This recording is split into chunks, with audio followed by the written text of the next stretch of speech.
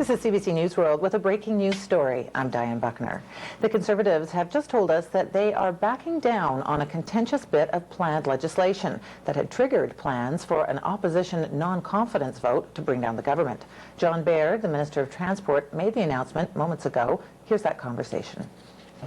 Well, you know, in these periods of global economic uncertainty, we're going to have to make some difficult financial decisions, and we think it's important that political parties and politicians lead by example. We think that's quite important, and I have to tell you, we're all a bit disappointed, tremendously disappointed, that the other parties don't share that desire to lead by example, so we won't be proceeding with the changes to political party financing that we spoke of earlier this week. So you are going to continue to allow then these grants and financial support for political parties, is that correct? Tomorrow the government will speak more to the fiscal economic statement and how we'll move forward, but we won't be proceeding with those parts. Perhaps this could be something that can be debated with Canadians at the next election, but simply put, it's just not worth going into an election campaign on that issue. Do you think this is going to satisfy the opposition? Because really the larger concern that both the NDP and the Liberal have been speaking about is the lack of financial stimulus for the economy. Well, Stephen Harper's got a real plan to stimulate the economy. The Americans rushed into a plan earlier this spring to get it out for July. We came forward last November with a substantial stimulus to the Canadian economy, 2% of our GDP. We're cutting job-killing taxes. We announced a whole series of those last November. They went into effect January 1st of this year. More tax cuts come into effect January 1st, just 30 days time. Stephen Harper's has a plan with respect to infrastructure, and we can double the spending that we do on projects like bridges, roads, and public transit. We've got a strong policy to ensure that Canadians are weather these international economic uncertain times, and we're going to move forward with that plan. Well, clearly the opposition party doesn't believe that that's enough fiscal stimulus, probably looking around the world and looking at the kinds of packages that other countries are looking at. So if they do press forward then with this idea of the non-confidence vote, what other options is the government considering to try and prevent fall of the government on December the 8th? It was less than 2 months ago the Canadians asked Stephen Harper to lead a minority government, and I think what we're seeing from the opposition parties, you've got the Liberals, the Socialists, and the Quebec Separatists wanting to gang up and try to overturn that election result. I think that's fundamentally undemocratic, and this is something that both the NDP and the Liberals campaigned against when they sought the confidence and trust of voters, less than 2 months ago. So we think it would be foolish to go into an unnecessary election in these periods of economic uncertainty. We've got to stay focused on what it'll do, what we can do as Canadians and the government of Canada to ensure that the security of Canadian families. We came forward this week with support for pensions, with support for seniors and their retired income savings. We've come forward with a substantial agenda with respect to infrastructure, where Stephen Harper will be doubling infrastructure spending in 2009. That's all part of a coordinated approach to help deal with the financial uncertainty we're seeing in the United States and around the world. We'll also be coming forward with a budget in the coming months, early in the new year. They'll speak more to the important economic priorities that Canadians have. Would you consider moving up the date for the budget in order to answer this other concern about enough fiscal stimulus for the country right now? I think the minister has already said that if that's required, he certainly will. We've got another round of tax cuts that can take place in the new year. We think that's important. Rather than simply giving big bailouts to banks, we think giving taxpayers a bit of a shot in the arm with respect to tax cuts is a good thing to do. We are fortunate here in Canada. We don't have any of our large financial institutions going bankrupt like they are in the United States and in Europe and around the world.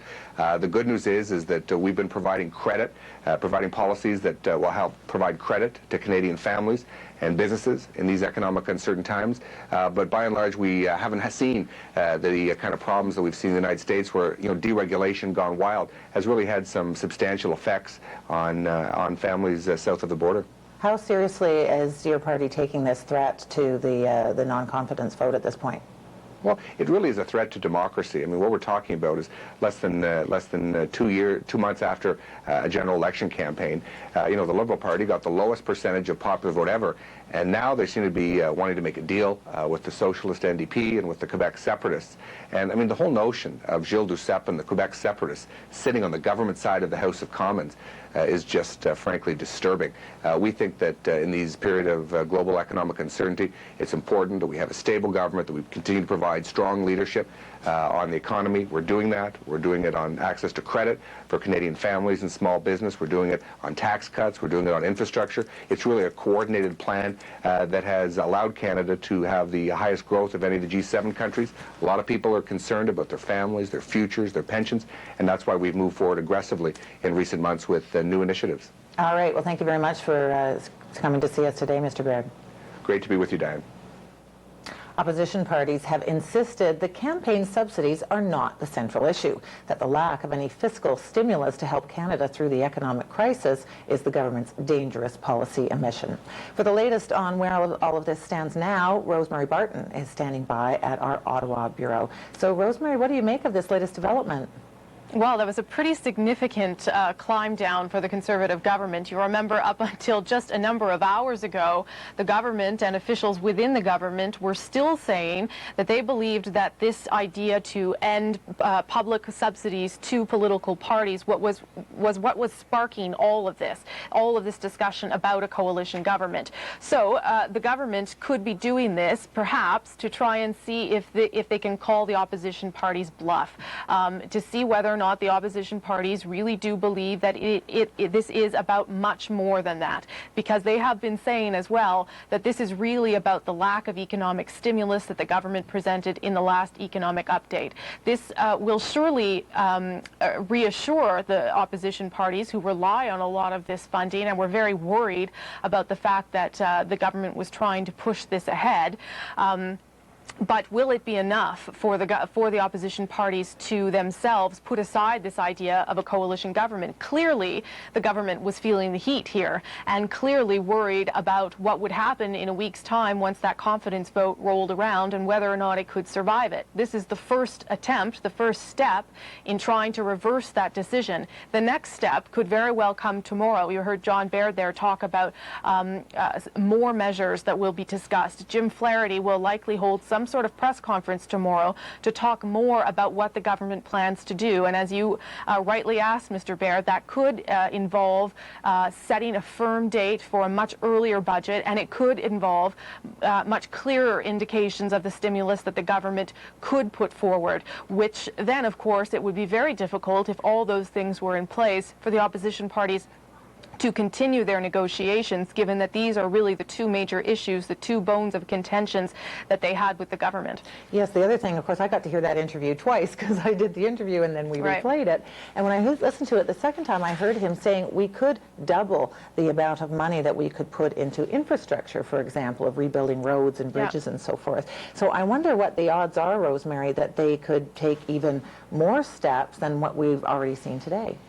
Well, I think that they are going to have to, I think that this is maybe not enough. I think that because the opposition parties have said so clearly that this is also about economic stimulus, so they are going to have to tomorrow show a little bit more of what cards they're holding, if you will, and give the opposition parties a little something more, because they were still full steam ahead with this coalition government. I mean, I told you how far along these negotiations were. They were very far along in terms of who would be minister of what and how this would all play out. So as a way to stop this, because as early as this morning, the government saw no way to stop this, as a way to stop this, they've announced this measure now this afternoon to no longer end public subsidies. Tomorrow they will announce a little bit more, tomorrow or Monday. I guess it's tomorrow, they will announce a little bit more from Jim Flaherty about where the government will go from here, hoping that that will be enough to sort of calm this crisis and put an end to this talk of a coalition government and keep the Harper government in power. So we'll have to see if it's enough for the opposition parties, but it's certainly a major turnaround for this government, who obviously was feeling an enormous amount of pressure about what would happen over the coming days. Absolutely. Well, this December 8th non-confidence vote would certainly put their feet to the fire. But I have to ask you one other thing, Rosemary, and that is, I'm still a little bit confused as to whether or not this would actually trigger an election, or whether there would be some kind of constitutional wrangling over whether or not this coalition government could just take power and begin governing without ever having to go back to the people. What's your understanding of that at this point? Well, that's a decision that the Governor General would make. If we get to the point where still the opposition parties are not satisfied and they still want to present an alternative, that is a coalition government formed by the NDP and the Liberals, propped up in some way by the Bloc, they would have to make a significant and a reasonable argument to the Governor General about why they should be allowed to do that. I imagine part of that argument would be the fact that Canadians have just recently gone to the polls, that it hasn't even been 2 months yet. And so it would be too much to ask, perhaps, for the Canadian electorate to go through another election if there was a viable alternative. They would need to offer all sorts of assurances to the Governor General that the three parties could indeed somehow work together. And that, of course, is something that this government, the Conservative government, would try and tear apart in terms of an argument. So both things are still at play here, a coalition government, the potential of an election, or the potential, of course, that this government is trying to put a cork in all of it, and that it will just simply, simply die away as they try and find some sort of solution to appease the opposition parties. All right. Well, thank you very much, Rosemary. You bet. The CBC's Rosemary Barton in Ottawa. Overseas now to Thailand, where the tension is rising between riot police and anti-government activists. Protesters have broken through a police barrier near Bangkok's international airport, and more than 30 protesters have been injured in a grenade blast near the Prime Minister's offices in Bangkok. For days, 2 of the city's airports, as well as the Prime Minister's compound, have been occupied by protesters calling themselves the People's Alliance for Democracy. They're demanding the Prime Minister's resignation and say they won't give up until he steps down. Thai media report as many as 100,000 people are stuck in the country. Dozens of them are Canadians. To Mumbai now, where nearly 3 days of terror have given way to grief and anger. The siege in that city has finally ended, but not without devastating losses. Nearly 200 people are confirmed dead, including 2 Canadians. Close to 300 others are wounded. An investigation is underway to find out just who was behind the deadly attacks. The CBC's Terry Milewski is in Mumbai with the latest. The day began with yet another flurry of smoke and gunfire at the famous Taj Hotel, where more rooms were on fire. Stun grenades and gunshots were heard in the early morning before that situation was resolved. But now people here in Mumbai are engaged in counting the cost. Now that it's over, they want to know what is the real count and who was behind it. I've just come from a couple of events, one at a hospital where mainly poor people who were gunned down at random in the city railway station are recovering from their wounds. The other event I've been to today was a funeral for somebody at the other end of the wealth scale, a wealthy, successful businessman, a very well-attended funeral in which people were containing their anger, but saying that pretty soon the anger of the people will boil over. They're just not prepared to put up with any more of this. They want to see better security. In the early going, there was a claim of responsibility by a group, an unknown group called the Deccan Mujahideen. We never heard from them again. Nobody seems to know who they are, if they exist at all. But more recently, there's been a gold mine of information for the security forces from the fact that they took one of the attackers alive. He has apparently confessed that he is from Pakistan. Not only that, that he trained in Pakistan, that they embarked on the high seas from Karachi, then hijacked a couple of smaller boats before coming in here on Marine Drive at the so-called gateway to India by the Taj Mahal. Now, this is of enormous significance, of course, because it lends credence to the government of India's claims that Pakistan is behind this. So obviously the political rhetoric here has been ratcheted up, not just the Prime Minister, but the Foreign Minister pointing the finger of blame at Pakistan, and there seems to be now some pretty good evidence to support that. The CBC's Terry Milewski in Mumbai.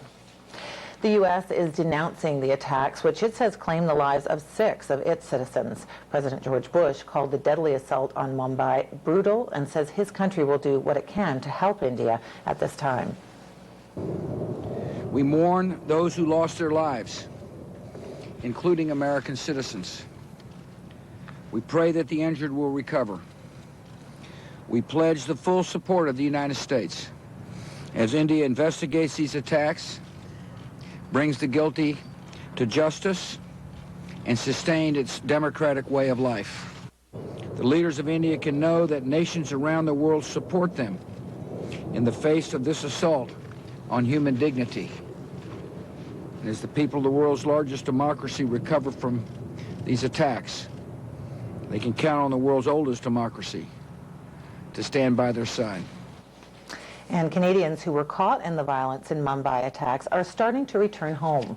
Donna Sawchuk arrived at Toronto's Pearson International Airport earlier today. She told us about her departure after being trapped in her hotel for 2 days.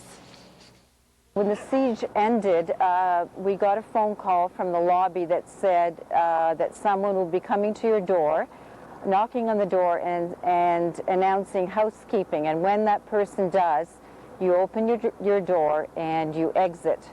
Also during this time, the elevators didn't work, but when they were evacuating us, the elevators did work. And so we had about 8 people come to our door, and we were evacuated, went down to the lobby, and that's when the real shock hit, because there was glass from every window on the floor. There was blood smeared everywhere. There were rubber gloves. There was media there, the consulates. It was surreal. The Department of Foreign Affairs has set up hotlines that Canadians can call to find out information about relatives in Mumbai. If you're calling within Canada, that number is 613-943-1055. If you're calling outside of Canada, the number is 1-800-387-3124. The Organization of Petroleum Exporting Countries says it won't cut production to try to boost falling oil prices. The group wrapped up a meeting in Cairo saying they'll maintain current output levels until a follow-up meeting next month. Saudi Arabian officials cited $75 a barrel as their target level. The last round of production cuts in October failed to stop the price from plummeting over 60% since the financial crisis hit to $54 US a barrel. Still ahead on your weekend edition of CBC News Today. Canada's women's bobsleigh team made their way down a narrow, winding, iced track in Germany today and struck gold. We'll talk to one of the members of the team about their World Cup win just ahead on your weekend edition of CBC News Today. Nothing stays the same. Concern is deepening tonight. Not for a day. This is where the attack actually began. Not for an hour. Some breaking news out of the White House this morning. Not for a minute. The balance of power has shifted. Turn to Canada's News Network for coverage from across the country and around the world. 24 hours a day, 7 days a week. CBC Newsworld, Canada's #1 news network.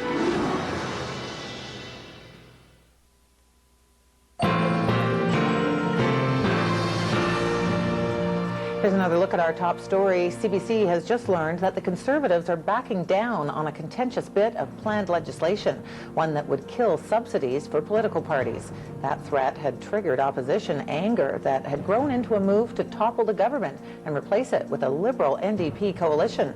John Baird, the Minister of Transport, made the announcement a short time ago.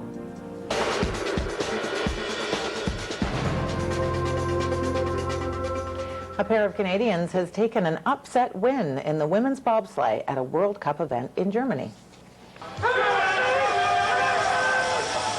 Helen Upperton and Jen Chiacchetti had a 2-run combined time of 1:55.86. They edged out the favored Germans, who are the defending and Olympic champions. The race in Winterberg, Germany is the opening event of this year's FIBT World Cup Tour.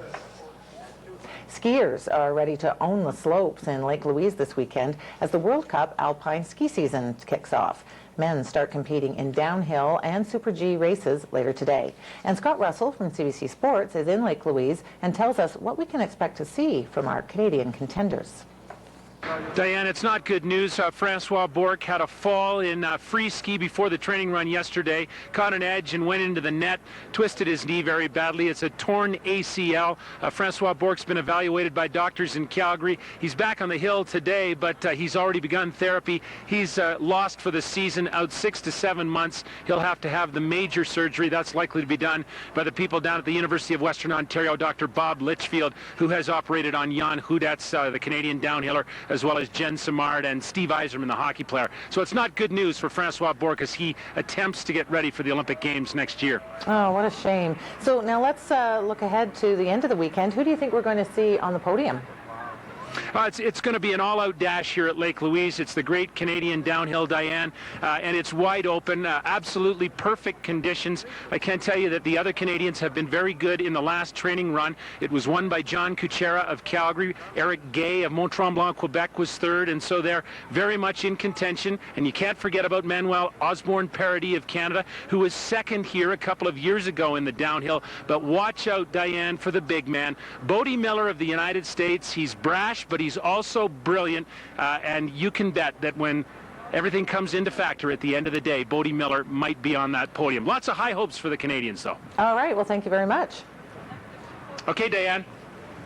And there's more news still ahead on this edition of CBC News Today, including the Cross Canada weather forecast with Steve Stringer. Please stay with us.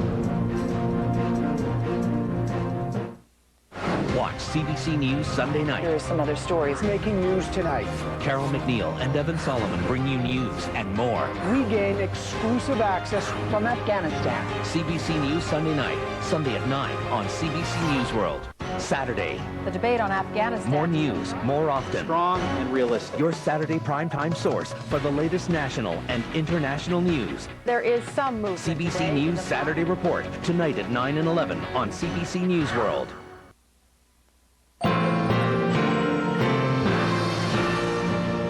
Here's another look at our top story. CBC has just learned that the Conservatives are backing down on a contentious bit of planned legislation, one that would have killed subsidies for political parties. That threat had triggered opposition anger that has grown into a move to topple the government and replace it with a Liberal NDP coalition. John Baird, the Minister of Transport, made the announcement a short time ago. Now to Afghanistan, where Canadian soldiers have just completed one of their largest operations since the mission began. More than 500 soldiers, mostly Canadians, joined Afghan National Security Forces in the three-day attack. The CBC's David Coleman has more from Kandahar.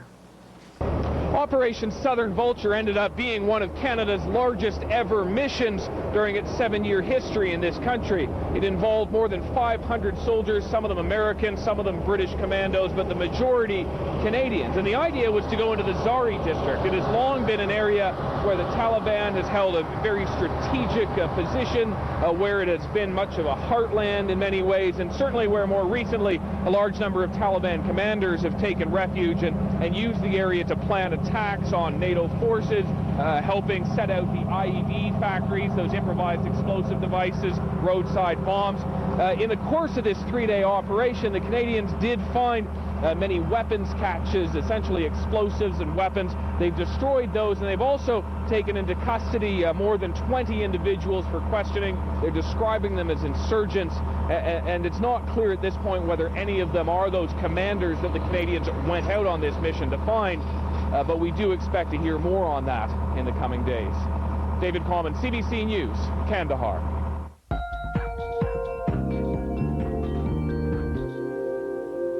Now it's time for a look at your weekend weather forecast. Hi, Steve. Thanks a lot. Now, we've got a fair weather Saturday shaping up for most parts of the country, so I do want to look ahead to a winter storm which is on its way for southern Ontario, really going to make it for a nasty commute on Monday. Now, it's coming kind of from two separate directions. If we take a look at the timing, we see that we have this band of moisture which has come up from the Gulf of Mexico. It's making its way north, and it will be combining with the effects of an Alberta clipper, which is coming out of the U.S. Midwest. Now, these are going to combine forces, and by tomorrow afternoon, from the mid-afternoon to late afternoon, we're going to be seeing a rain-snow mix arrive in southern Ontario as well as the GTA. Now, tracking it out further, into the evening and into Monday, this is going to really change over to a full-blown snow event for everywhere from Ottawa, or from Windsor through to Ottawa, and even into southern Quebec. Now, Environment Canada does have a special weather statement issued for areas from Windsor through the Ottawa Valley and north into Sudbury. Possible accumulations of 15 to 20 centimeters throughout into Monday. And really, it's still unsure as to where the actual system is going, the actual center of it. The snow belt, certainly through the snow belt in around Wyerton, Orillia, and into the Ottawa Valley, you're going to be seeing full-blown snow, but the GTA, the Golden Horseshoe, maybe more of a rain-snow mix. Though either way, with strong winds, blowing snow, and low visibility, it's going to make for a pretty nasty drive into work on Monday. Now, how's that going to play out for your tomorrow afternoon forecast? Looking at southern Ontario, again, there's that rain-snow mix coming in for the afternoon before the evening really gets stormy. Atlantic Canada, though, really not the case. Looking at a great day tomorrow, mostly sun and cloud throughout most of the region, and positive temperatures there to report.